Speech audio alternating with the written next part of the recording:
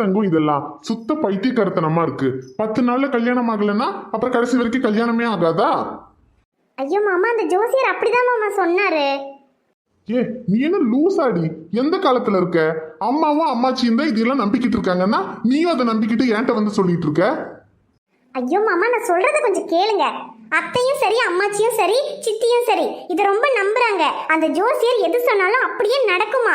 அவர் சொன்னது என்னைக்குமே தப்பானதில்லை. இந்த மாதிரி சொல்றாருன்னா அதுல ஒரு அர்த்தம் இருக்கும். அதனால 10 நாளைக்குள்ள ஐசுவுக்கும் அரவிந்துக்கும் கல்யாணம் பண்ணி வைக்கலாம்னு சொல்றாங்க. நமக்கு இதுல நம்பிக்கை இல்லைன்றதுக்காக நம்ம எப்படி மாமா வேண்டான்னு சொல்ல முடியும்? ஏ நீ என்ன யோசிச்சுதான் பேசுறியா? இப்பதான் ஐஷு ஏதோ எல்லாத்தையும் மறந்துட்டு கொஞ்சம் சகஜமா சிரிச்சு பேசிக்கிட்டு இருக்கா. இப்ப போய் அவகிட்ட உனக்கு 10 நாள்ல கல்யாணம்னு சொன்னா அது எப்படி அவ ஏத்துக்குவா? இங்க பாரு தங்கம், யாரோ என்னமோ சொல்லிட்டு போட்டோம், நான் அவங்க கிட்ட பேசிக்கிறேன். ஐஷு காலேஜ் முடிச்சுட்டு தான் அவளுக்கு கல்யாணம். அரவிந்த் கிட்ட நான் சொன்னா அவர் புரிஞ்சுக்குவாரு. ஐயோ மாமா, எனக்கும் ஐஷுக்கும் இப்ப உடனே கல்யாணம் பண்ணி வைக்கணும்னால இல்ல. ஆனா ஐஷோட வாழ்க்கையில ஏற்கனவே நடக்கக்கூடாததெல்லாம் நடந்துருச்சு. இந்த சின்ன வயசுல அவ படாத கஷ்டத்தையெல்லாம் பட்டுட்டா. இதுக்கு மேலேயும் அவ வாழ்க்கையில ஏதாவது ஒரு விஷயம் தப்பா போயிடுச்சுன்னா அது அவளால தாங்கிக்கவே முடியாது மாமா. நான் ஒன்னும் ஐஷுவை கட்டாயப்படுத்தி உடனே கல்யாணம் பண்ணி வைக்கணும்னு சொல்லல. நம்ம ஐஷு கிட்ட இந்த விஷயத்த சொல்லலாம். அவ கல்யாணத்துக்கு சம்மதிச்சானா நம்ம கல்யாணம் பண்ணி வைப்போம். இல்ல இப்ப கல்யாணம் வேண்டான்னு அவளே சொல்லிட்டான்னா அதுக்கப்புறம் நீங்க சொல்ற மாதிரி இப்ப வேண்டாம் எல்லார்கிட்டயும் சொல்லி சமாளிச்சுக்கலாம். சரி, நீ சொல்ற மாதிரி ஐஷு இந்த கல்யாணத்துக்கு சம்மதிச்சா இப்ப உடனே கல்யாணம் பண்ணி வைக்கிறதுல எனக்கும் எந்த பிரச்சனையும் இல்லை. ஆனா ஐஷு மட்டும் இப்ப இந்த கல்யாணம் வேண்டான்னு சொல்லிட்டான்னா அதுக்கப்புறம் யாரா இருந்தாலும் சரி, யார் சொன்னாலும் நான் கேட்க மாட்டேன். இந்த கல்யாணம் இப்ப நடக்காது. போதுமா? ஐயோ போதும் மாமா, இருங்க நான் போய் முதல்ல ஐஷு கிட்ட பேசிட்டு வரேன். அவ என்ன சொல்றான்னு பார்க்கலாம். சரி தங்கம். என்ன மன்னிச்சிருங்க ஷமீர், எனக்கு இதை விட்டா வேற வழி தெரியல. எனக்காக இங்க வந்து நீங்க படுற கஷ்டம் அந்த கடவுளுக்கே பொறுக்காம தான் இப்படி ஒரு முடிவு கொடுத்திருக்காருன்னு நினைக்கிறேன். நீங்க நல்லா இருக்கணும்ன்றதுக்காக தான் நான் இந்த கல்யாணத்துக்கே சம்மதிச்சிருக்கேன். இன்னும் 10 நாள்ல கல்யாணம். அதுக்கப்புறமாவது நீங்க என்னை விட்டு போய் என்ன மறந்து சந்தோஷமா இருக்கணும்.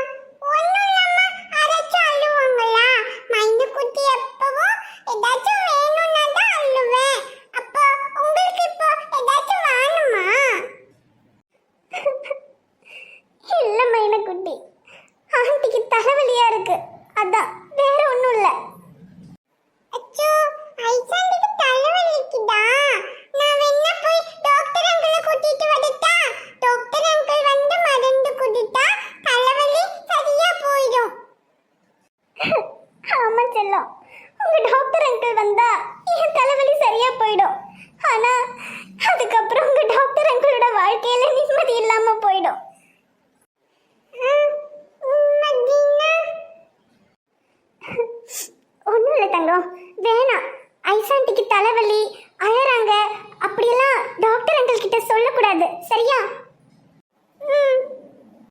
அப்புறம் டாக்டர் அங்கிள் எப்பவாவது வருத்தமா இருக்க மாதிரி உனக்கு தோணுச்சுன்னா நீ டாக்டர் அங்கிள் கிட்ட போய் வருத்தப்படாதீங்கன்னு சொல்லணும், சரியா? சொல்லுங்க. உன் விரல் பிடித்திடும் வரம் ஒன்று கிடைக்க உயிருடன் வாழ்கிற நானடி. என் காதலும் என்னாகுமா, உன் பாதத்தில் மண்ணாகுமா? டேய், இன்னும் எதுக்குடா இங்க இருக்க? அந்த அரவிந்த் அந்த ஐஷு கழுத்துல தாலி கட்டுறத பாக்குறதுக்காகவா? முன்னாடி கூட அந்த அரவிந்தனை கல்யாணம் பண்றதுக்கு சம்மதிச்சுட்டானதும் நான் அதை பெருசா எடுத்துக்கல. சரி, நீங்க வந்து அவ கூடயே இருக்க, உன்னை பார்க்கும்போது அவளுக்கு மனசு மாறிடும், உனக்கு லவ் பண்ணுவான்னு தான் நினைச்சுக்கிட்டு இருந்தேன். ஆனா அவளுக்காக நீங்க வந்து இவ்ளோ கஷ்டப்படுறத பார்த்தும் இன்னும் 10 நாள்ல கல்யாணம்னு சொல்லியோ அவ அந்த அரவிந்தனை கட்டிக்கிறதுக்கு சம்மதிச்சிருக்கானா என்ன அர்த்தம்? அவ மனசுல நீ இல்லைன்னு அர்த்தம். பாருடா, மரியாதைக்கு இன்னைக்கு ராத்திரியா ஊருக்கு போய் தொலை. அல்லாம நீ இங்க இருந்தேன்னு வச்சுக்க, அந்த அரவிந்த் அவ கழுத்துல தாலி கட்டுறத பார்த்தா நீ தாங்க மாட்டடா. டேய், எங்கடா போ சொல்ற? அவளை விட்டு என்ன எங்க போ சொல்ற? உங்க ஆயா வீட்டுக்கு. வாயில நல்லா வருது. எங்க போகணுமா? உனக்கு மரியாதை அவ்வளவுதான் சொல்லிட்டேன். இங்க பாரு, இதுக்கு மேல நானும் இங்க இருக்கிறதா இல்ல. நாளைக்கே கிளம்பி நானும் கையில ஊருக்கு போறோம். நீயும் கிளம்பி போற. அதுக்கப்புறம் அவளுக்கு கல்யாணம் ஆனாலும் சரி, கருமாதி ஆனாலும் சரி, அதை பத்தி எல்லாம் கவலைப்படாம ஊருக்கு போய் வேலையை பாரு. அம்மா அப்பா தங்கச்சின்னு குடும்பத்தோட இருக்கிற வழியை பாரு.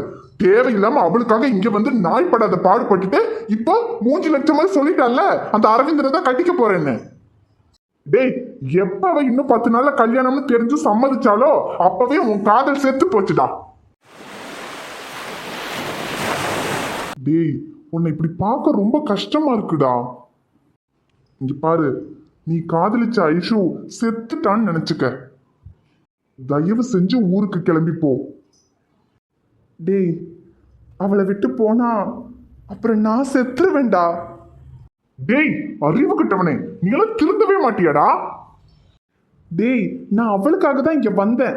அவ என்னை காதலிக்கிறதுக்கு எத்தனை வருஷம் ஆனாலும் காத்திருக்கிறதுக்கு ரெடியா தான் வந்தேன்.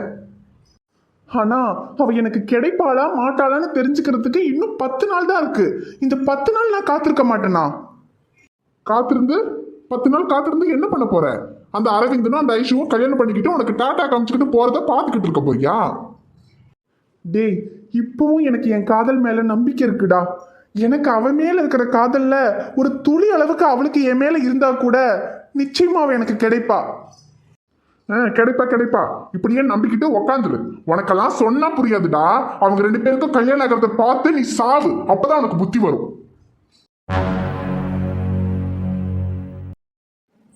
அபிராமி, பந்தக்காலி நட்டாச்சு. இனி 10 நாளில் கல்யாணம். உனக்கு சந்தோஷம் தானே?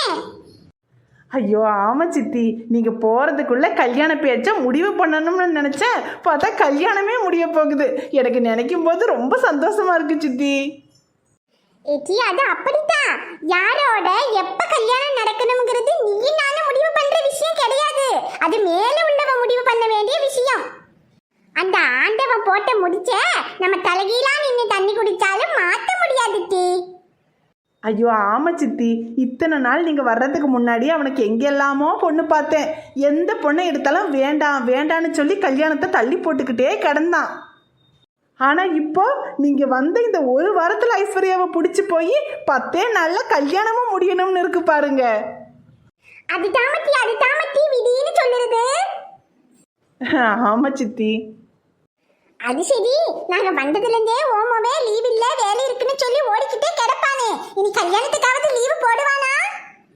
அட நீங்க வேற சித்தி, 10 நாள்ல கல்யாணம்னு சொல்லவும் இன்னைக்கே போய் லீவ் எழுதி கொடுக்கறோம்னு போயிருக்கான். அது சரி. அவனவன் காரியம்னு வரும்போது எல்லாம் நல்ல உஷாராட்டமா இருக்காவோ. ஆமா சித்தி. டேய், உனக்கு என்னதான்டா பிரச்சனை? இப்ப என்னதான் பண்ணணுங்கிற? டேய், எனக்கு கண்டிப்பா ஐஷு வேணும்டா. அடே, வேணும்னா அவ என்ன கடையில விற்கிற பொம்மையா வாங்கி கையில கொடுக்கறதுக்கு? இங்க பாரு, 10 நாள்ல 1 நாள் முடிஞ்சு போச்சு. இன்னும் 9 நாள்ல கல்யாணம். இதுக்கு மேல நம்மளால என்னடா பண்ண முடியும்? ஏன் சக்தி, நான் வேணா ஐஷு கிட்ட பேசி பார்க்கட்டா? ஏண்டி, அவ என்ன சின்ன குழந்தையா? இவன் லவ் பண்றான்னு என்ன அவளுக்கு தெரியாதா? தெரிஞ்சுதானே அந்த கல்யாணத்துக்கு ஒத்துக்கிட்டா. இதுல வேற நானும் அவகிட்ட பேசியிருக்கேன். இவன் இங்க வந்து படாத பாடுபடுறா. அதை அவ கண்ணால தானே பாக்குறா. அப்பவும் அவ கல்யாணத்துக்கு ஒத்துக்கல. இனி நீ பேசிதான் ஒத்துக்குவாளா? அதுவும் சரிதான். ஆனா டாக்டர் சார், உங்களை பார்க்க ரொம்ப கஷ்டமா இருக்கு. ஆனா எனக்கு என்ன தோணுதுன்னா, ஐஷுக்கு உங்க மேல லவ் இருக்கு. அவ வீட்ல உள்ளவங்களுக்காக தான் பார்த்துட்டு உங்களை வேணான்னு அந்த கல்யாணத்துக்கு சம்மதிச்சிருக்கா. அதையவே நீ இப்பதான் கண்டுபிடிக்கிறியா? ஏண்டி, அவளுக்கு இவன் மேல லவ் இருக்குன்னு எங்களுக்கும் தெரியும். ஆனா ஒரு முஸ்லீம் பையனை கல்யாணம் பண்ணிக்கிட்டா பிரச்சனை வரும்னு தெரிஞ்சுட்டு தான் அவ வேணாங்கிறா. லவ் இல்லாதவளுக்கு கூட லவ்வ வர வச்சிடலாம். ஆனா லவ்வ வச்சுக்கிட்டு வேணும்னே வேண்டான்னு நினைச்சு வேற கல்யாணத்துக்கு சம்மதிச்சவள நம்ம என்னடி பண்ண முடியும்? ஆமா, ஆனா டாக்டர் சார் நீங்க எதுக்கும் கவலைப்படாதீங்க. இன்னும் 9 நாள் டைம் இருக்குல்ல, அதுக்குள்ள எதையாவது பண்ணி ஐஷு மனசை மாத்தி இந்த கல்யாணத்தை நிறுத்திடலாம். அவனே சும்மா இருந்தாலும் இவ விடமாட்டா போல இருக்கு. ஏத்தி விட்டு ஏதாவது பிரச்சனை இழுக்காம விடமாட்டா போல. Thank you sister. என் நண்பனே என்னை ஊருக்கு கிளம்பி போடான்னு சொல்லிட்டான். ஆனால் நீங்களாவது கல்யாணத்தை நிறுத்திடலாம், கவலைப்படாதேன்னு சொல்கிறீங்க. அவ ஏன்டா சொல்ல மாட்டா? நாளைக்கு ஏதாவது பிரச்சனைனா என்னதாடா கட்டி வச்சு மிதிப்பாங்க, அவளுக்கு என்ன? ஏ சக்தி, என்ன இருந்தாலும் இவ்வளவு உண்மையா காதலிக்கிறவருக்கு நம்ம ஏதாவது உதவி பண்ணியே ஆகணும். எதையாவது பண்ணி இந்த கல்யாணத்தை நிறுத்தணும் சக்தி. அதானே என்ன பண்றதுன்னு தெரியாம முழிச்சுக்கிட்டு இருக்கோம். ஏன் சக்தி, பேசாம பொண்ணை தூக்கிடுவோமா? அப்படியே 2 பேரும் தொங்கிடுவோமா? ஐடியா கொடுக்கறாளா? ஐடியா மூஞ்சியும் முகதையும் பாரு. இவனுக்கு கல்யாணம் பண்ணி வைக்கிறதுக்கு ஐடியா குடுடினா நம்ம 2 பேருக்கும் கருமாத்தி பண்றதுக்கு ஐடியா கொடுக்குற. இங்க பாரு, கதிரண்ண கிட்ட செருப்படி வாங்க வைக்காத அளவுக்கு ஏதாவது ஐடியா இருந்தா குடு. ஏ சக்தி, என்ன சும்மா கதிரண்ணன்னு சொல்லிக்கிட்டு இருக்கீங்க? ஐஷு ஷமீரை லவ் பண்றான்னு தெரிஞ்சா அவர் என்ன பிரச்சனை பண்ணுவாருன்னு உங்களுக்கு தோணுதா? அவருன்னு அப்படிப்பட்டவர் கிடையாது. ஐஷுக்கு உண்மையாவே ஷமீரை பிடிச்சிருக்குன்னு தெரிஞ்சா நிச்சயமா அவரு இதுக்கு ஒத்துக்குவாருன்னு தான் எனக்கு தோணுது. சரி, நீ சொல்ற மாதிரி அவர் ஒத்துக்குவாருன்னே வச்சுக்குவோம். அதுக்கு ஐஷுக்கு இவன் மேல லவ் இருக்குன்னு யாரு போய் அவர்கிட்ட சொல்றது? நீயும் நானுமா? நீயும் நானும் போய் சொல்லி கடைசியில் ஐஷு இல்ல எனக்கு இவன் மேல லவ் இல்ல, நான் அரவிந்த தான் கல்யாணம் பண்ணிக்குவேன்னு சொல்லிட்டா அப்ப நம்ம ஜோலி முடிஞ்சுதா? அதுக்கு தான் சக்தி ஐஷு வாயாலே ஷமீர் மேல லவ் இருக்குன்னு சொல்ல வைக்கணும். ஏடி மறுபடியும் முதல்ல இருந்தா? ஏடி அதை தன்னடியே அவன் ஒத்துக்க மாட்டேங்கிறா? ஐயோ சக்தி, அதை ஒத்துக்க வைக்கணும்னா அவ பாட்டுக்கு ரூம்ல இருக்கா, இவர் பாட்டுக்கு டென்ட்ல இருக்காரு. அப்புறம் எப்படி அவ அதை ஒத்துக்குவா? முதல்ல அவளுக்கு இவர் மேல உள்ள காதல் அதிகமாகணும். இவர் இல்லாம இருக்க முடியாதுன்னு தோணணும். அப்பதானே அதை ஒத்துக்குவா. அதுக்கு 2 பேரும் தனியா சந்திக்கணும், மனசு விட்டு பேசணும். Super sister. அப்படி மட்டும் ஐஷு கிட்ட தனியாக பேசுறதுக்கு எனக்கு சான்ஸ் கிடைச்சதுன்னா அவளுக்கு என் மேலே காதல் இருக்குங்கிறத நான் அவள் வாயாலேயே சொல்ல வச்சிருவேன். கிழிச்சிருவேன். இத்தனை நாள் அவ தனியா வெளியே வருவா, பேசுவா, எல்லாம் பண்ணி உன்னால எதுவும் பண்ண முடியலையாம்மா. இப்ப அவளுக்கு கல்யாணம் நிச்சயமாயி போச்சு. அவ ரூமை விட்டு வெளியே கூட வரமாட்டா. இதுக்கப்புறம் என்னடா பண்ண முடியும்? எப்படி அவளை தனியா பார்த்து பேச முடியும்? இங்க அதுக்கு என்கிட்ட ஒரு ஐடியா இருக்கு. நாளைக்கு எல்லாரும் கல்யாணத்துக்கு Dress எடுக்கிறதுக்காக துணி கடைக்கு போறாங்க. ஆனா ஐஷு வரலன்னு சொல்லிட்டா. அமுதாவையே பார்த்து எடுத்துட்டு வர சொல்லிட்டா. அதனால நாளைக்கு கதிரண்ணே, அமுதா, அதுக்கப்புறம் அவங்க அத்தை, சித்தி அவங்க எல்லாரும் தான் போறாங்க. அம்மாச்சியும் ஐஷுவும் மட்டும்தான் வீட்டுல இருப்பாங்க. அம்மாச்சியை நான் பாத்துக்கிறேன். நீங்க எப்படியாவது ஐஷு ரூமுக்கு ஷமீர் அனுப்பி வச்சிருங்க. அங்க போய் அவர் எப்படியாவது பேசி ஐஷுவை காதல ஒத்துக்க வச்சிரட்டும். அவ காதலை ஒத்துக்க வைக்கிறதுக்கு ஐடியா கொடுக்குற மாதிரி தெரியலையே. சூப்பர் சிஸ்டர், இது போதும். எப்படியாவது நான் அவகிட்ட பேசி அவளுக்கு என் மேலே காதல் இருக்குங்கிறத நான் ஒத்துக்க வச்சிருவேன். ஏன் சக்தி, எப்படி என்னோட ஐடியா? ஐடியாலாம் நல்லா தான் இருக்கு. ஆனா இதுல மட்டும் ஏதாவது சொதப்பிச்சுன்னு வச்சுக்க, முதல் டெட் பாடி நீயும் நானும் தான். அதை மறந்துடாத. டேய், அப்படியெல்லாம் எதுவும் ஆகாதுடா. உங்களுக்கு எந்த பிரச்சனையும் வராம நான் ஐஷுவை பார்த்து பேசிட்டு வந்துடுவேன். வந்தா நல்லது. சரி வாங்க போவோம். நாளைக்கு இருப்போமா என்னன்னே தெரியல. இன்னைக்காவது போய் நிம்மதியா தூங்குவோம் வாங்க. கஷ்டத்துலயும் காமெடி பண்ண உங்களால மட்டும்தான் சக்தி முடியும். என் கஷ்டத்தை காமெடியாக்க உன்னால மட்டும் தாண்டி முடியும். வணக்கம் நண்பர்களே, எல்லாரும் எப்படி இருக்கீங்க? நிச்சயமா நலமா இருப்பீங்கன்னு நம்புறோம். இந்த வீடியோ உங்களுக்கு பிடிச்சிருந்தா மறக்காம வீடியோவுக்கு ஒரு லைக் போடுங்க. வீடியோ எப்படி இருந்துச்சுன்னு மறக்காம கமெண்ட்ல சொல்லுங்க. வீடியோவை உங்க ஃப்ரெண்ட்ஸுக்கும் ஃபேமிலிக்கும் ஷேர் பண்ணுங்க. சேனலை இன்னும் நீங்க சப்ஸ்கிரைப் பண்ணலைன்னா மறக்காம சப்ஸ்கிரைப் பண்ணிக்கங்க. நாளைக்கு ஒரு சூப்பரான வீடியோல நாங்க உங்களை பார்க்க வரோம். Bye friends.